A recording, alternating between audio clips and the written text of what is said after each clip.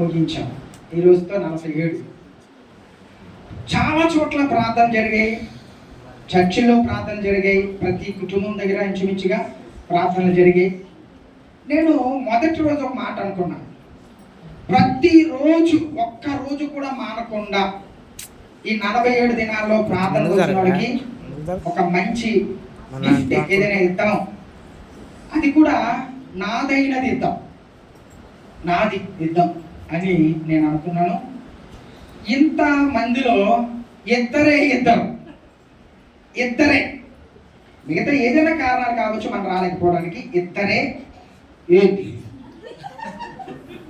నిన్న రాత్రి కూడా ఎక్కుతాను. వాళ్ళిద్దరికి ఇది నాకు వచ్చిన బహుమతి, బహుమతిని చాలా జాగ్రత్తగా కాపాడుకుంటాను. కానీ ఆ రోజు నేను అనుకున్నాను, అన్ని రోజులు వచ్చిన వాళ్ళకి ఈ బహుమతిని ఇద్దామని.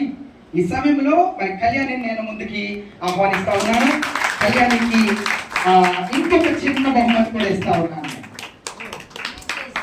ఓకే, ఇది ప్రతిరోజు తాళాలు ఇంట్లో పెట్టుకోము, తాళాలు పెట్టుకునేటువంటిది. దాంట్లో ఒక మంచి పేరు ఉంది, ఏంటది?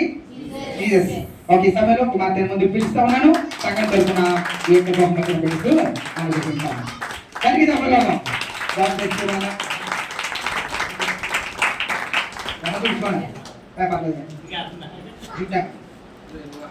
తీసావా?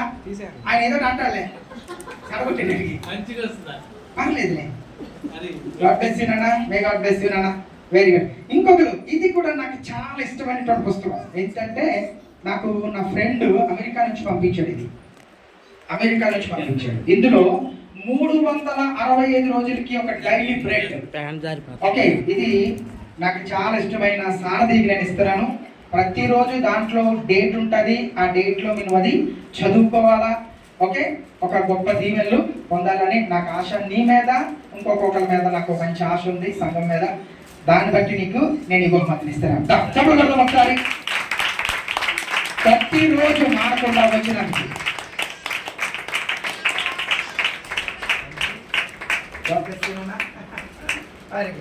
ఓకే, ఇంకొక బహుమతి కూడా ఉంది. 5 రూపాయలు వచ్చి వాళ్ళు ఇస్తాను నేను. అది మనమ్మ గారు ఇద్దరికి మాకేమో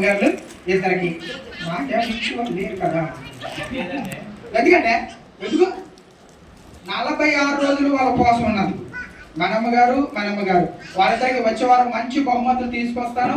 అమ్మా, మీరు 46 రోజులు చేశారని నిన్న రాత్రి వరకు నాకు తెలియదమ్మా. ఓకే, మనం ఎప్పుడు మాట్లాడుకోలేదు, ఎందుకంటే ఉపవాసం అనేది అలాగే చేయాలి. ఓకే, మనమ్మ గారి విషయంలో అయితే నేను చాలా ఆశ్చర్యపోయాను. దాన్ని బట్టి కూడా 14 రోజులు చేసినట్టు వాళ్ళ తల్లి గారు రాజమ్మ గారు 14 దినాలు ఆవిడ ఉపవాసం ఉండట. నిజంగా అది చాలా హర్షించదగిన విషయం. నిన్న రాత్రి నేను నిమ్మరసం కూడా నేను పంపించాను. అమ్మగారులు ఇద్దరికి వచ్చేవారు నేను మంచి బహుమతులు నేను మీకు ఇస్తాను. నాకు ఇచ్చేవాళ్ళు ఎవరు లేరు, కానీ ఇచ్చేవాళ్ళు ఉంటే తీసుకుంటే ఇస్తావా? దేవునికి స్తోత్రం చేయలేదా? హల్లెలూయా, హల్లెలూయా. ఈ సమయంలో మరి దేవుని వాక్యాన్ని ధ్యానం చేద్దాం. దయచేసి వచ్చిన వారు, నాదే అది. ఎవరైనా ఒక ప్రత్యేకమైన పాట పాడడానికి ఎవరైనా సిద్ధపడ్డారా? ఒక పాట, ఒక పల్లవి, ఒక చరణం.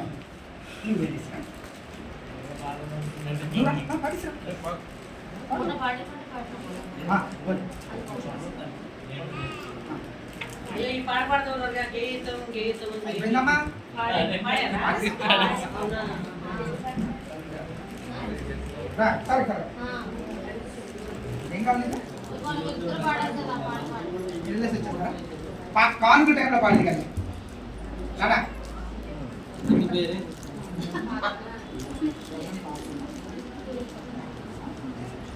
ఓకే నానా,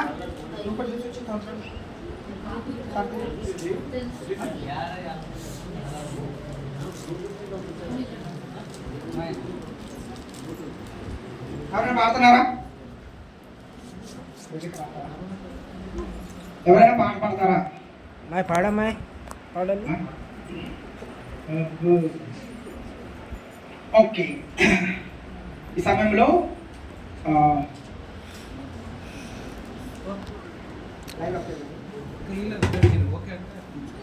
లైవ్ నుంచి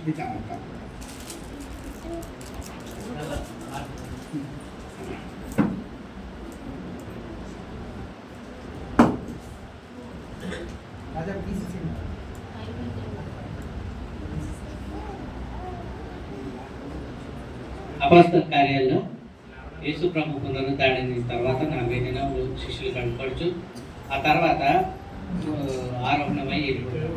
అయితే అక్కడ శిష్యులందరూ పైకి చూస్తూ ఉంటారు ఏ విధంగా వెళ్ళిపోయాడు అని.